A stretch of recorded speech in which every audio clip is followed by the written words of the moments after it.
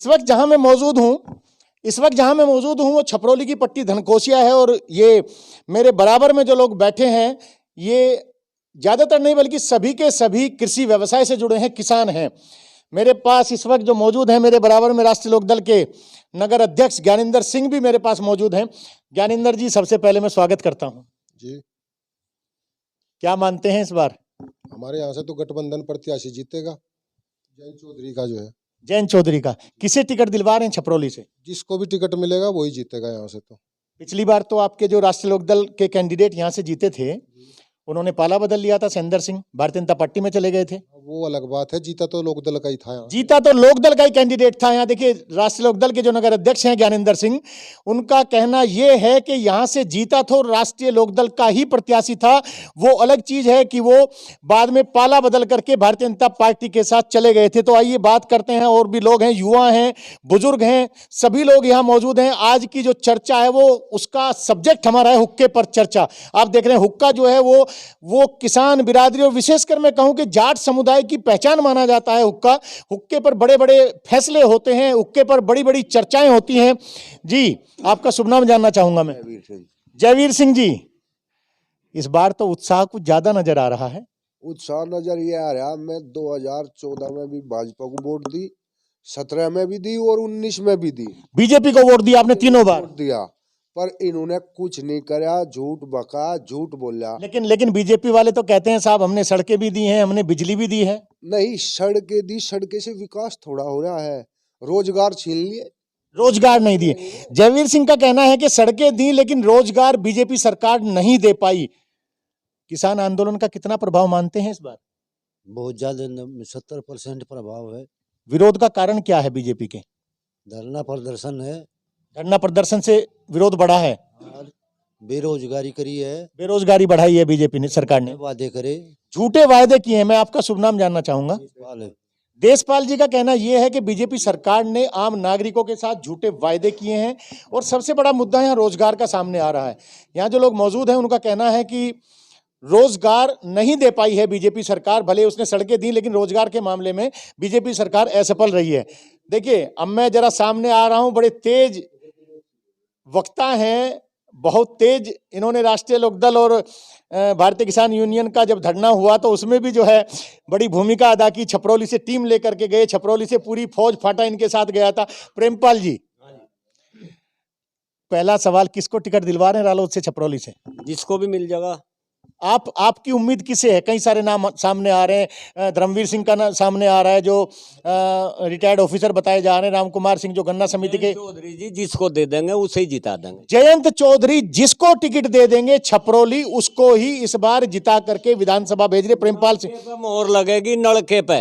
हमारा कैंडिडेट नलका है। लेकिन आपका कैंडिडेट तो पिछली बार बीजेपी में चला गया था टूट करके। भाज गया, वो निकम्मा था। हाँ, वो औकात ही नहीं थी कुछ भी उसकी तो औकात सब पता के है, वो बढ़ भी नहीं सकता आके। प्रेमपाल सिंह का कहना है, चौधरी प्रेमपाल सिंह जी कह रहे हैं कि जो पिछली बार कैंडिडेट यहां से राष्ट्रीय लोकदल के जीते थे वो भारतीय जनता पार्टी में चले गए, कि उनकी यही हैसियत थी कि वो जीत करके उन्होंने पाला बदला। एक सवाल मेरा प्रेमपाल जी, क्योंकि आप बड़े, हालांकि सभी लोग धरने में शामिल रहे, किसान आंदोलनों में शामिल रहे, लेकिन मैं जब मैं समझ रहा हूँ बहुत पहले की बातें हैं, जब एज बहुत कम थी मेरी, उस टाइम भी मैं देखता था आंदोलन हुआ करते थे तो आप सबके यहाँ से आंदोलन के लिए खाना बन के जाया करता था ट्रैक्टर ट्रॉलियों में। एक चीज मैं आपसे जानना चाहूंगा, ये जो गठबंधन है सपा रालोद का, क्या मानते हैं कि छपरौली के बाहर भी मैं बात करूं तो सरकार बना पाएगा यूपी में? इस बार बनेगी, सरकार बनेगी। जयंत चौधरी को डिप्टी सीएम का पद ऑफर किया गया है, ये तो छपरौली के लिए मैं समझता हूँ बड़ी खुशी की बात होनी चाहिए। खुशी की बात है, बनेगा। एक सवाल मेरा आपसे और है, कुछ चीजें चल रही हैं कि साहब कंट्रोवर्शियल के वो अपने कैंडिडेट, सपा अपने कैंडिडेट चाह रही है, सिंबल रालोद का है उस, और कुछ भारतीय किसान यूनियन भी कुछ अपने कैंडिडेट चाह रही है। आप क्या, चूंकि छपरौली गढ़ माना जाता है, छपरौली गढ़ माना जाता है, क्या ये जयंत चौधरी के साथ इस आप भी मानते हैं कि ये कहीं ना कहीं वायदा खिलाफी है? नहीं, ऐसा नहीं। जो जयंत चौधरी जी जो करेंगे वो ठीक करेंगे सबको। जयंत चौधरी जो करेंगे वो ठीक करेंगे, यानी कि अंतिम फैसला जो है छपरौली के लोगों ने जयंत चौधरी के ऊपर छोड़ दिया। ये बात करते हैं, यहाँ शर्मा जी मौजूद हैं, इंद्रपाल शर्मा जी सभासद भी रहे हैं और मैनेजर हैं वर्तमान में। पूर्व मैनेजर, क्षमा चाहूंगा, मैनेजर रहे हैं इंटर कॉलेज के, वृहद समाज सुधार इंटर कॉलेज है, बड़ा फेमस इंटर कॉलेज है यहाँ डालचंद जी का, जिन्होंने बहुत कॉलेजों की स्थापना की, समाज सेवा में अग्रणी उनका स्थान माना जाता है। इंद्रपाल जी, देखिए सवाल कड़वा है, आप ब्राह्मण हैं और बाकी सब लोग जो हैं वो जो कृषि समुदाय से जुड़े, जाट समुदाय से आते हैं। आज कैसे उपस्थित हैं? आज किसके समर्थन में, बीजेपी के या राष्ट्रीय लोकदल के? राष्ट्रीय लोकदल के। वजह बीजेपी को 14 में दी, 17 में वोट दी, 19 में दी। इतना घना झूठ बोल गए, कहीं ते जो इनाम की व टॉफी में लग रहे कहीं अतीन बीजेपी वालों को देनी चाह। इनका झूठ का धरती आसमान तभी पूरा नहीं पटा। इनके झूठ, बेरोजगारी, इतने बलात्कारी, और राम मंदिर तो बनवा दिया, लेकिन राम मंदिर खाने को नहीं देता। राम मंदिर खाने को नहीं देगा। इंद्रपाल शर्मा जी का कहना यह है कि बीजेपी सरकार को इन्होंने वोट दी लोकसभा 2014 में, 2017 विधानसभा उत्तर प्रदेश में, 2019 लोकसभा में, लेकिन इनका कहना यह है कि इसलिए ये इस बार राष्ट्रीय लोकदल के समर्थन में आए कि बीजेपी सरकार ने झूठ बोला। और मुख्य मुद्दा हम बार बार आपको बता रहे हैं, यहाँ जो लोग उपस्थित हैं, यहाँ के जो वोटर्स हैं, उनका कहना यह है कि बेरोजगारी है। तो क्या मानते हैं इस बार बाबा जी नहीं आएंगे? नहीं, बाबा जी तो आएंगे नहीं। बाबा जी तो झूठा हिंदू मुस्लिम के झगड़े से आगे थे, ये कंट्रोवर्सी फैला करके। बस इनके द्वारा राम मंदिर जो है समाज बनाता है ये जी। मंदिर के बहाने हिंदू मुस्लिम झगड़ा कराते हैं। आज भी जहाँ मंदिर बनाएगा सामाजिक पैसा बटला करके बनाते हैं। ये जो मंदिर का नाम लेक है, चंदा बटला करा जो बीजेपी के लोग हैं, उस चंदे को वे बीजेपी के लोग स्वयं खा गए। देखिए, गौशाला का जो पैसा है, गौशाला का जो पैसा है, गौशाला खोल दी, उस पैसे को भी ये खाएंगे। देखिए, बड़ा आरोप लगा रहे हैं शर्मा जी कि बीजेपी के जो लोग हैं, देखिए ये बीजेपी जानती है, हम इस बारे में कोई स्पष्टीकरण नहीं देंगे, ना हम इसकी पुष्टि करते, लेकिन यहाँ के जो वोटर्स हैं उनका आरोप ये है कि बीजेपी सामाजिक चंदा इकट्ठा करके मंदिर निर्माण करती है, गौशाला बनाती है, और जो गौशाला का पैसा है उसमें घपले का आरोप जो है शर्मा जी लगा रहे हैं। सर, आपका भी नाम जानना चाहूंगा। कर्णपाल सिंह। कर्णपाल जी, क्या आपने भी बीजेपी को इससे पहले वोट किया है, जैसे कि कई लोगों ने बताया? नहीं, हमने तो, हमारे बड़ों ने भी नहीं दी, हमने भी नहीं दी। कर्णपाल जी कह रहे हैं कि हमारे बड़े भी सदैव रालोद के साथ रहे हैं, चोई साहब के साथ रहे, कभी इन्होंने रालोद के अलावा टिकट वोट नहीं दी बीजेपी को, किसी भी चुनाव में इन्होंने वोट नहीं किया। आप, मैं समझता हूं कि पूरे तरीके से रालोद के कट्टर समर्थक हैं, जैसे प्रेमपाल जी अभी बता रहे थे। कट्टर समर्थक। मैं बहुत सीधा पूछ रहा हूं आपसे, कड़वा सवाल है। आज तक आपको चौधरी परिवार ने क्या दिया? चौधरी परिवार ने दिया, हमें तो जो कुछ भी दिया। मैं आपसे सुनना चाहूंगा, चौधरी साहब ने किसानों के लिए क्या किया? आपके मुंह से सुनना चाहूंगा। चौधरी साहब ने, चरण सिंह जी ने तो जमीन दी किसानों। देखिए, बड़ा मुद्दा है, यहाँ हिंदुस्तान के अंदर किसानों को जो जमीन का हक मिला वो चौधरी चरण सिंह प्रधानमंत्री थे, उस वक्त जमींदारी प्रथा का उन्मूलन हुआ। और यहाँ आज भी किसान इस चीज के लिए अपने आप को चौधरी चरण सिंह जी का ऋणी मानते हैं। चौधरी चरण सिंह की कर्म भूमि बागपत रही है, चौधरी चरण सिंह यहाँ से सदैव जीतते रहे इस क्षेत्र से। तो यहाँ जो कर्णपाल जी ने कहा है कि जो आज किसानों के पास जमीन है वो चौधरी चरण सिंह जी की ही देन है। इसके अलावा मैं, ठीक है, चौधरी चरण सिंह ने जमीनें दी किसानों को, आप कह रहे हैं। बाद में चकबंदी करवाई, चकबंदी करवाई, चौई साहब ने करवाई, चौधरी साहब ने सब बिखरे हुए खेत थे एक जगह करवा दिए, रास्ते दिलवा दिए। हाँ। और चौधरी अजीत सिंह ने 44 शुगर मिल लगवाई।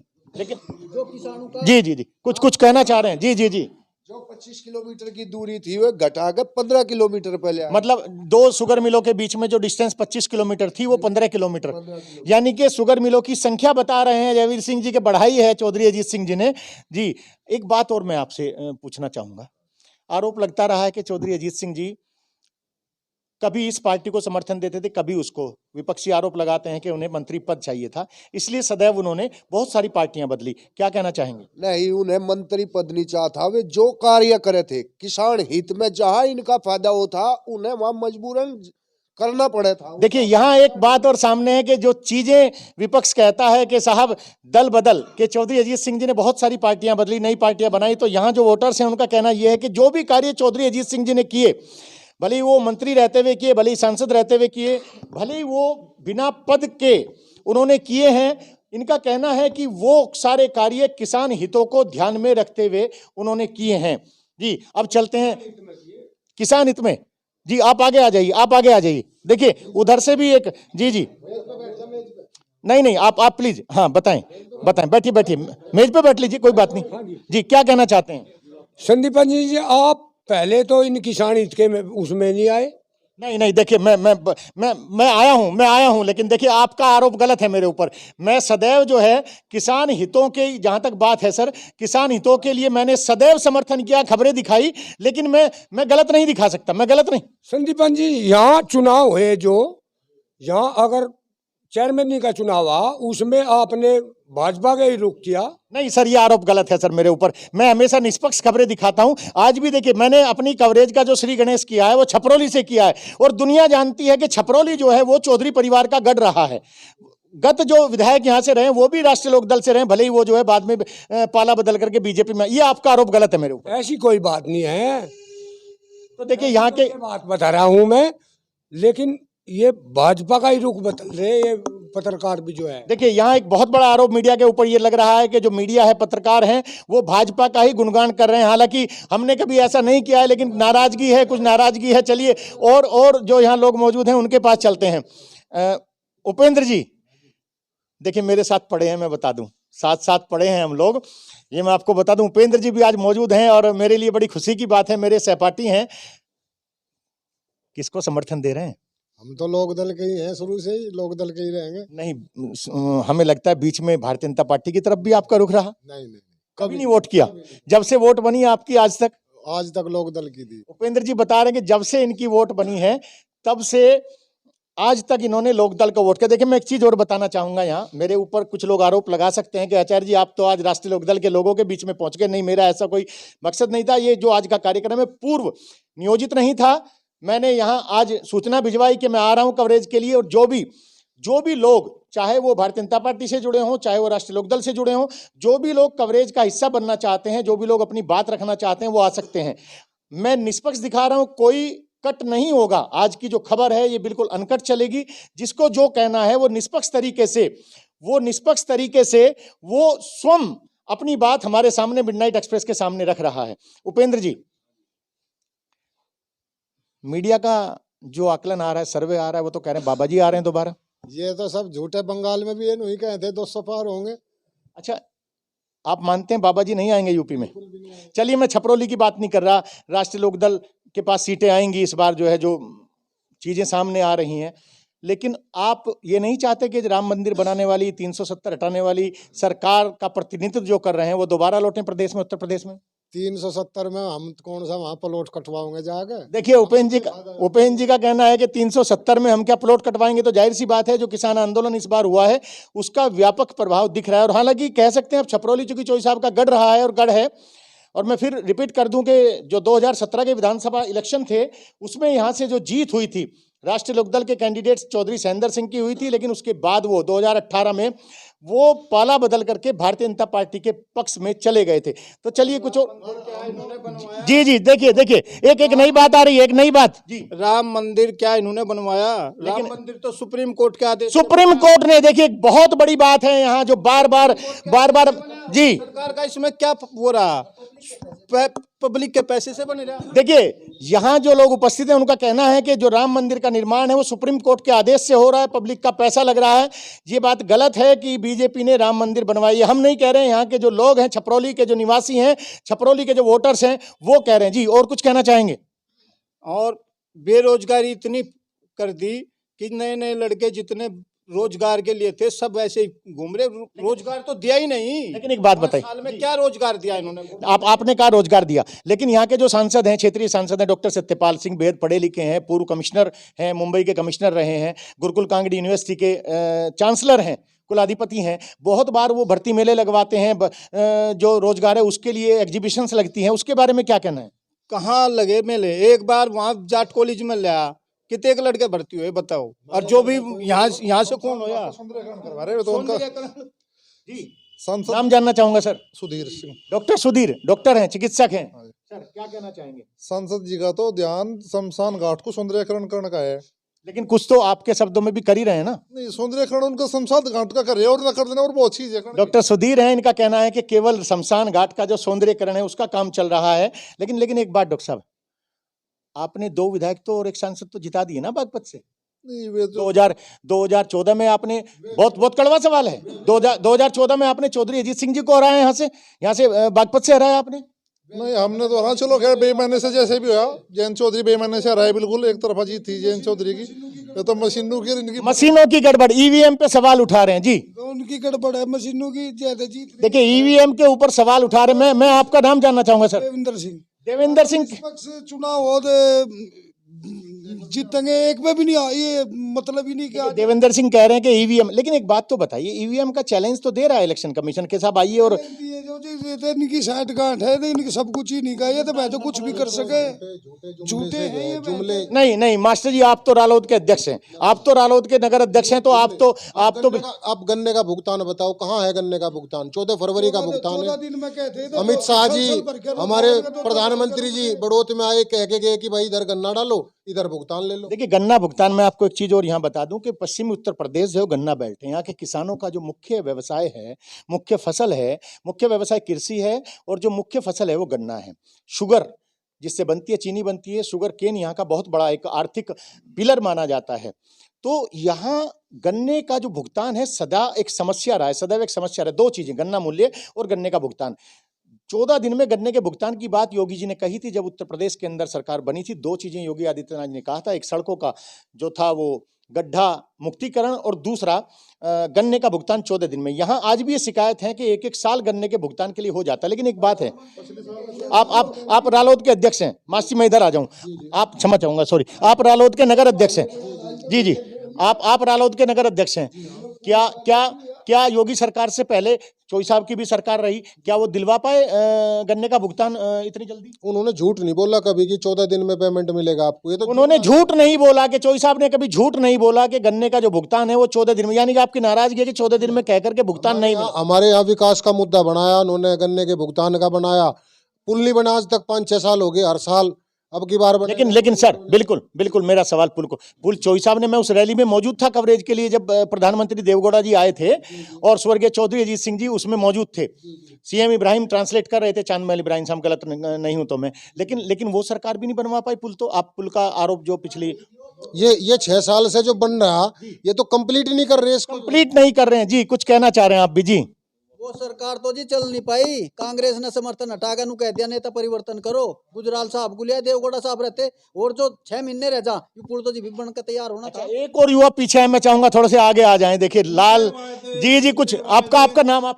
मेरा नाम सुभाष फौजी। सुभाष फौजी जी, क्या कहना चाह रहे हैं? मैं ये कहना चाह रहा, हमारी पार्टी झूठ की नहीं है, हमारी सत्ता पे चलती है, और बीजेपी सरकार प्योर झूठ बोलती है। लेकिन आपने तो बीजेपी को मतलब वोट दिया बहुत से लोगों ने, यहाँ से नहीं दिया ना। हमने आज तक हमारी 3 पुश्तों ने आज तक कभी, सुभाष कह रहे कि 3 पुश्तों ने कभी भी बीजेपी को वोट नहीं किया है।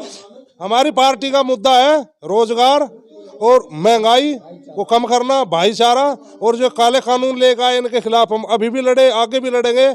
और जो दिमागी बुखार चल रहा ना हमारे योगी जी और मोदी जी को, उसको बंगाल में उतारा, किसान आंदोलन में उतारा, आगे भी उतारेंगे, यूपी में उतारेंगे, दिल्ली में उतारेंगे। देखिए सुभाष फौजी का कहना है, मोदी जी को भेजेंगे गुजरात और योगी जी को भेजेंगे मठ में। कह रहे हैं कि मोदी जी को गुजरात भेजेंगे और योगी जी को भेजेंगे मठ के अंदर। जी आप भी बड़ी देर से कुछ सोच रहे हैं? हाँ जी, हाँ, कुछ कहना चाहेंगे? हाँ जी, गन्ने के बिजली दी है सरकार ने, बीजेपी सरकार ने बिजली 22 घंटे दे दी आपको, 20 घंटे।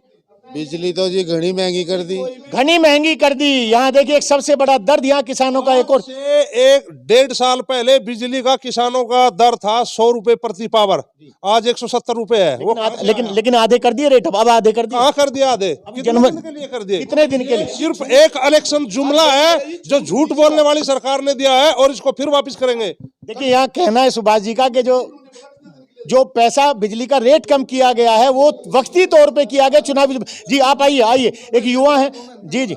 अच्छा जी, आपका नाम जानना चाहूंगा? विदुर कुमार जी। विदुर कुमार,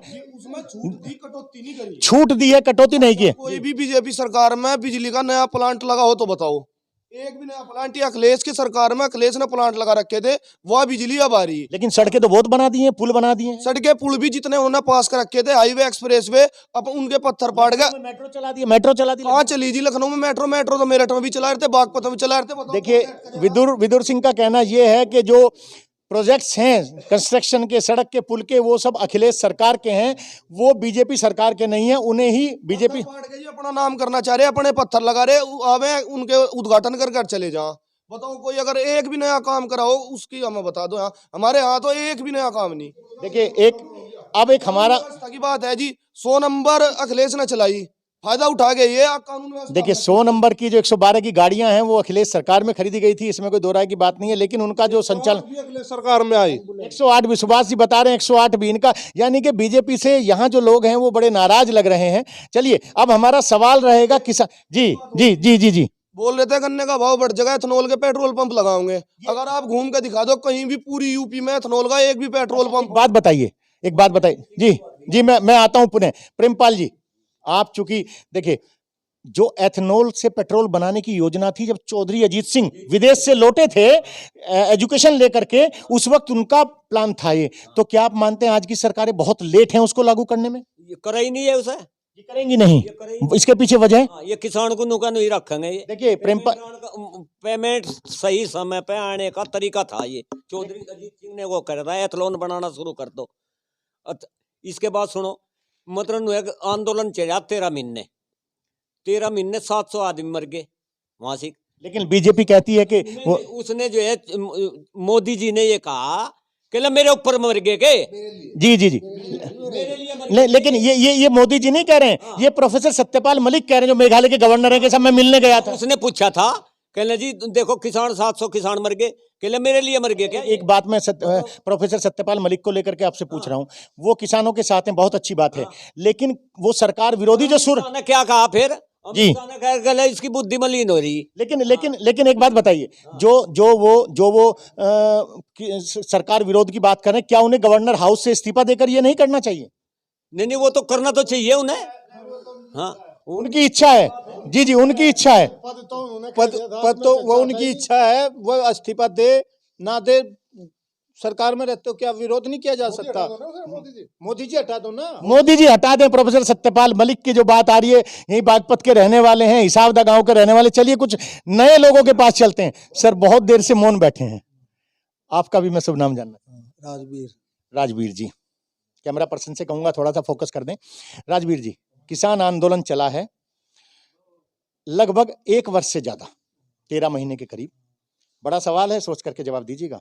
बड़े टिकैत साहब थे, महेंद्र सिंह टिकैत, स्वर्गीय महेंद्र सिंह टिकैत जी, उन्होंने कृषि कानूनों का समर्थन किया था कभी। राकेश टिकैत ने भी समर्थन किया था।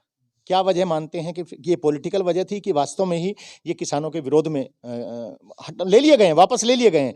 सरकार ने कहा, प्रधानमंत्री ने हाथ जोड़ करके देश से माफी मांगी थी कि मैं समझा नहीं सका इसलिए वापस ले रहा हूं। आप क्या मानते हैं, ये जो आंदोलन चला ये पॉलिटिकल था एक, या फिर वास्तव में ये किसानों की समस्या थी, जो कृषि कानून थे किसानों के लिए समस्याएं लेकर आ रहे थे? किसानों की समस्या थी। किसानों की समस्या थी, यानी मानते हैं कि कृषि कानून जो वापस लिए गए वो ठीक हुआ? हाँ ठीक हुआ बिल्कुल। तो यहाँ जो लोग उपस्थित, देखिए काफी सारे लोग यहाँ हैं, कोई सिलेक्टेड लोग नहीं है यहाँ जी। कृषि कानून का कृषि मंत्री ने कह रहा था हमें 1 कदम पीछे हटे जी, 4 कदम आगे बढ़ेंगे हम। अभी शक है, अभी जो है यहाँ जो लोग हैं उनको शक है, उनको विश्वास नहीं सरकार के ऊपर। वो कह रहे हैं कृषि कानून 1 कदम आगे, हम पीछे हटे हैं तो 4 कदम आगे बढ़ेंगे। कृषि मंत्री पर आरोप लगा रहे हैं यहाँ के जी, कुछ कह रहे थे।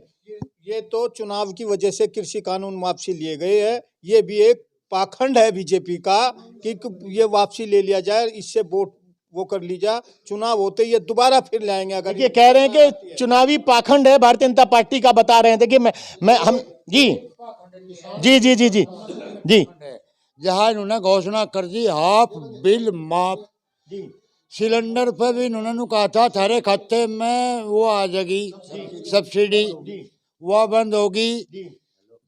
फ्री कनेक्शन दे दिए, दलित मजदूर एसटी इन सब की इतनी बेकदरी इसने कर दी जिसकी कोई सीमा नहीं।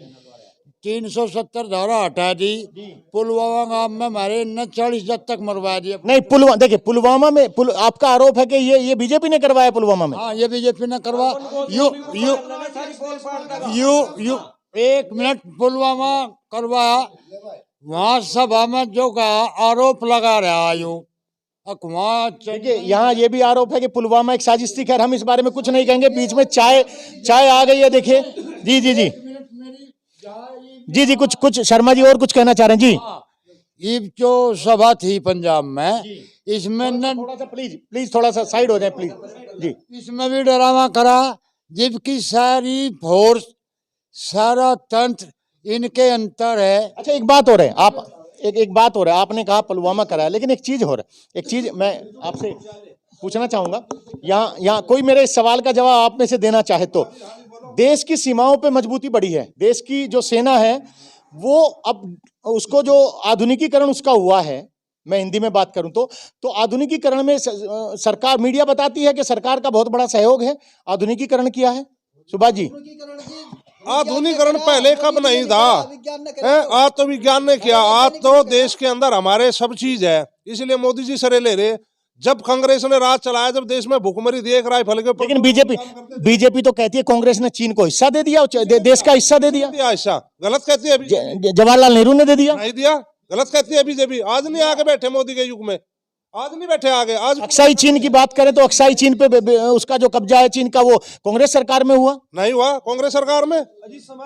आज मोदी जी एक स्ट्राइक करके और मीडिया पे हीरो बनते हैं कि हमने स्ट्राइक कर लिया। आज से पहले स्ट्राइक नहीं, इंडिया में बहुत सी स्ट्राइक हुई, बहुत सी स्ट्राइक हुई हैं। यहाँ लोगों का कहना है कि जो स्ट्राइक मोदी सरकार ने की थी, मैं कहूँगा कैमरा पर्सन से जरा इधर फोकस करें कैमरे को थोड़ा सा, और हमारे एक दो सवाल और हैं आज के लिए हमारे एक दो सवाल हो रहे हैं। चूंकि देखिए, हुक्के पे जो चर्चा चल रही है, आज हुक्के पे मौजूद है। हुक्का मैंने बताया आपको, जो जाट समुदाय है, हुक्का उसके सम्मान का प्रतीक माना जाता है। बड़ी बड़ी चर्चाएं होती हैं हुक्के पर, बड़ी बड़ी पंचायतें होती हैं, बड़ी बड़ी जो पंचायतों के फैसले लिए जाते हैं वो हुक्के पर लिए जाते हैं।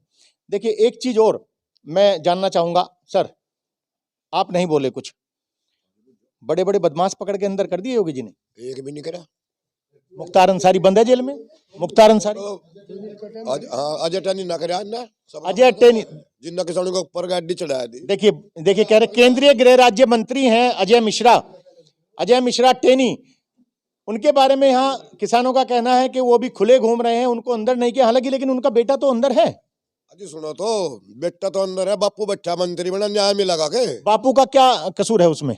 बापू का कसूर क्यों नहीं है? बापू ने धमकी नहीं दी थी वहां पहले जी। अच्छा, बापू ने, देखिए ये कि बापू ने धमकी दी थी, उसी की वजह से सारा खेल हुआ। बाप तो कह रहा था मेरा लड़का वहां था ही नहीं, लेकिन पुलिस जांच में सामने आ गया। हाँ, पुलिस जांच में आया, पुलिस जांच में ही तो आया वो तो। अच्छा, एक उसका लड़का तो जेल में है, पर जो जांच हुई सीबीआई जांच, उस सीबीआई जांच में यू जो मंत्री है, यू रे किसका साड़ा, ये दोषी ठहरे और ये भी दोषी ठहरे, और इस पे कार्रवाई आज लोग नहीं कर रहे। देखिए, यहाँ जो लोगों का मानना है वो ये है कि जो इनके रिश्तेदार हैं वो भी दोषी ठहराए गए हैं, लेकिन उनके ऊपर कानूनी कार्रवाई आज तक नहीं की गई है। चलिए चर्चा को थोड़ा सा आगे और अपने अंत की ओर बढ़ाते हैं। मास्टर जी, थोड़ा सा आगे को आ जाएं, क्योंकि अब जी ये टोटल किसान विरोधी सरकार है। 5 साल में 25 पैसे किलो गन्ने का भाव बढ़ाया इन लोगों ने। 5 साल में 25 पैसे किलो? नहीं, ऐसा तो नहीं है। अब क्विंटल क्यों लगाओ, हर चीज का देखिए, बड़ी बारीकी में मास्टर जी जा रहे हैं। हमारे ज्ञानेंद्र सिंह कह रहे हैं कि 5 साल में 25 रुपए क्विंटल जो है वो 25 पैसे किलो हर चीज का रेट जो है किलो से होता है। लेकिन जी से होता है। अच्छा, इस बार आप कितनी सीटें मान रहे हैं कि गठबंधन से भी फाइनल नहीं हुआ है, रालोद को मिलेंगी? जितनी भी मिलेगी टोटल जिताएंगे, टोटल सारी सीटें। देखिए, ज्ञानेंद्र सिंह हैं, राष्ट्रीय लोकदल के नगर अध्यक्ष हैं छपरौली के। इनका कहना है कि जितनी भी सीटें गठबंधन को मिलेंगी सपा और रालोद में, उन सब से वो राष्ट्रीय लोकदल के प्रत्याशियों को जिता करके विधानसभाओं में भेजेंगे। आपको उम्मीद है इस बार जैन डिप्टी सीएम बनेंगे? बिल्कुल बनेंगे जी, बिल्कुल। अब की बार जो है ये परिवर्तन का समय है और किसान तो इन्हें बीजेपी वालों को वोट देगा ही नहीं। ज्ञानेंद्र सिंह का कहना है, देखिए नगर अध्यक्ष से मैंने बताया आपको राष्ट्रीय लोकदल छपरौली के, इनका कहना है किसान इन बीजेपी को वोट नहीं देगा। और जयंत चौधरी डेफिनेटली इनका मानना है कि वो उत्तर प्रदेश के डिप्टी सीएम बनेंगे। चलिए, गरीबों का दम निकाल लिया उन्होंने, सिलेंडर में जुमले कर दिए, सब्सिडी देंगे 1000 का सिलेंडर कर दिया, जो सिलेंडर दिए वे घर में पड़े जो है खाली।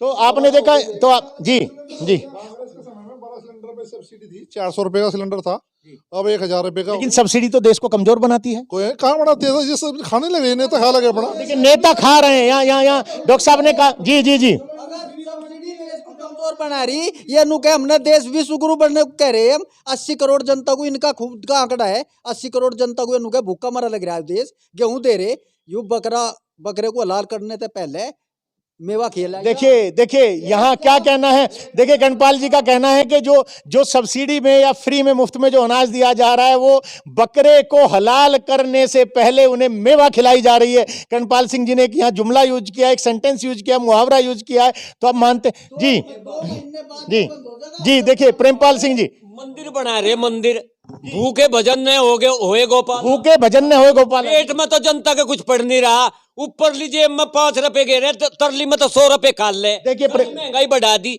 सारी जनता के जेब में तो सब पैसा खींच लिया, ऊपर से 5 रुपए 6000 रुपए हम किसान को दे रहे, कै को दे रहे, पूरी छपरौली में आ जाओ हम गिनवा देंगे कै किसान को पीछे आए।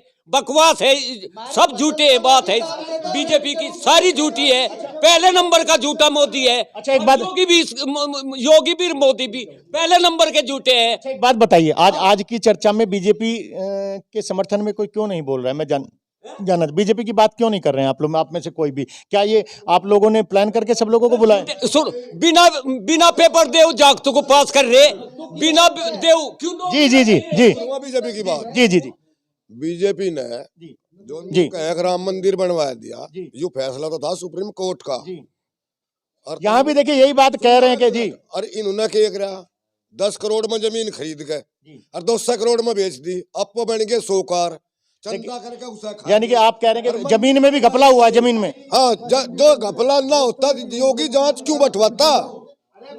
इन्होंने जी जी 10,000 का 1 लाख का रोज सूट पहनता है, 10 वर्दी बदलता है हमारे पैसों से। देखिए वर्दी और निजीकरण, रेलवे का निजीकरण, बिजली का निजीकरण, हर एक उसमें निजीकरण कर दिया।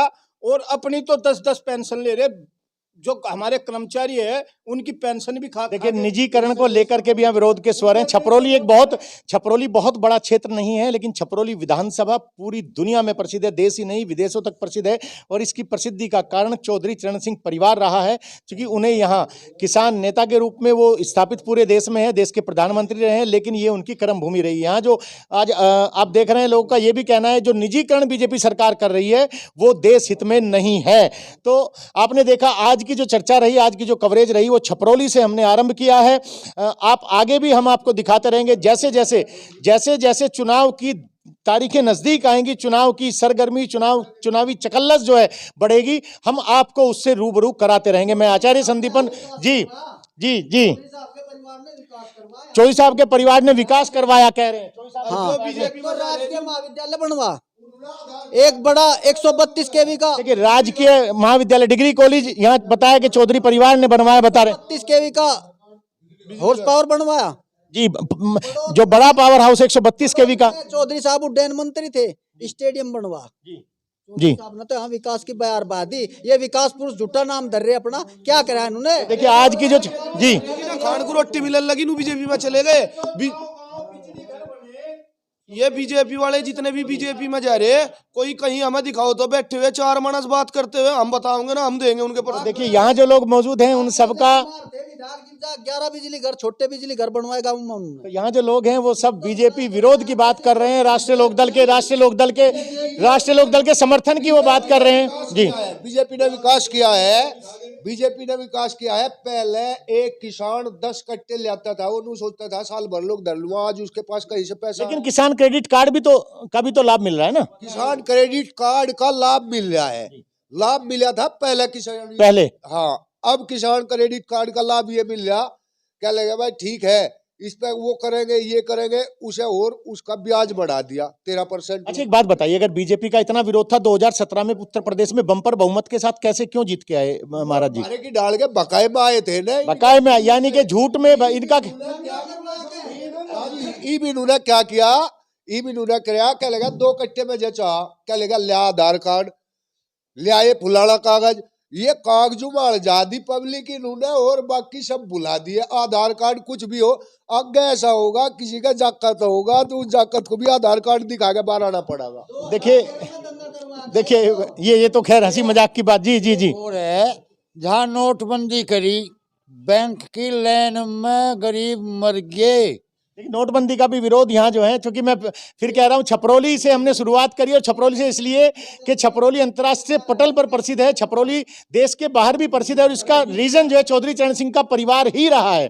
जो जिबते नोटबंदी आई, जिबते नाश ही नाश करती आ रही है तो चलिए आज हमने आपको दिखाया कि यहाँ छपरौली जी अर्थव्यवस्था ही नोटबंदी तक बिगड़ी और मोदी आज लो मानने को तैयार नहीं। देखिए उपेंद्र जी का कहना है कि अर्थव्यवस्था जो है नोटबंदी से बिगड़ी है। तो चलिए आज की चर्चा को हम यहीं समाप्त करते हैं। आप शेयर जरूर करें। आपने देखा कि छपरौली की जो जनता है, पट्टी धनकोशिया में इस वक्त हम मौजूद हैं, उसका आगामी विधानसभा चुनाव जो 2022 के घोषित हुए हैं, जिनका जी किसान, गरीब और युवा बिल्कुल बीजेपी को वोट नहीं करेगा। देखिए चर्चा लंबी बहुत मैं समझ रहा हूँ हो रही है। मास्टर जी ने कहा है कि किसान और जो दलित है, पीड़ित है, वो बीजेपी को वोट नहीं करेगा, युवा भी नहीं करेगा, इनका कहना है। चलिए इस आज की चर्चा का समापन हम यही करते हैं आज की। जी जी जी जी। एक और बीजेपी ने जो 70 साल में जो हमारे सम्मानित पूर्वज संपत्ति बना गए थे नीचे तर ऊपर लोग, बीजेपी ने उसे बेचने का काम किया। देखिए निजीकरण का जो मामला है, वो निजीकरण का विरोध यहाँ, देखिए छपरौली छोटा सा नगर है, लेकिन यहाँ तक चीजें पहुँच रही हैं। सोशल मीडिया का जमाना है। एक एक फैसला जो सरकार का है, एक एक एक्टिविटी जो घटती है समाज के अंदर, सरकार के अंदर, देश के अंदर, वो समाज के अंतिम नागरिक तक भी पहुँच रही है। जी इन्होंने बेचने का काम किया। दूसरी लेकिन उससे कहने करप्शन कम होगा, सुविधाएं बढ़ेंगी। नहीं, सुविधा बढ़ी कहाँ? इन्हें नौकरी की जरूरत ही नहीं, जब तक नहीं कोई जगह बहु कोई जगह। लेकिन प्राइवेट सेक्टर में तो आदमी ज्यादा मेहनत से काम करता है, लोग कहते हैं। प्राइवेट में तो करे, पर प्राइवेट वाले को तो नहीं मारा, जब तक फीस देगा कहाँ से देगा। जी जी। भाजपा ने एक विकास तो करा, भाईचारा खत्म करने का तो विकास करा इसने। देखिए यहाँ जितने भी लोग हैं, नोटबंदी से हमारा देश 20 साल पीछे चला गया। ये मोदी जी का बहुत, सरकार के जो फैसले हैं, सरकार के फैसलों का यहाँ लोग विरोध कर रहे हैं। जी जी जी।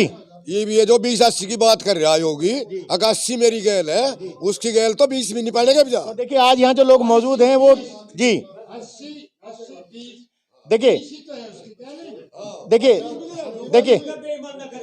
देखिए यहाँ जो लोग मौजूद हैं आज, आपने देखा वो सभी भारतीय जनता पार्टी के विरोध की बात कर रहे हैं, राष्ट्रीय लोकदल के समर्थन की बात कर रहे हैं। चर्चा को हम यहीं समाप्त करते हैं। शेयर जरूर करें। हम आगे भी आपके साथ इसी तरीके से रहेंगे। आप हमसे जुड़े रहिए, मिडनाइट एक्सप्रेस के साथ जुड़े रहिए। मैं आचार्य संदीपन, मिडनाइट एक्सप्रेस के लिए छपरौली, बागपत, उत्तर प्रदेश।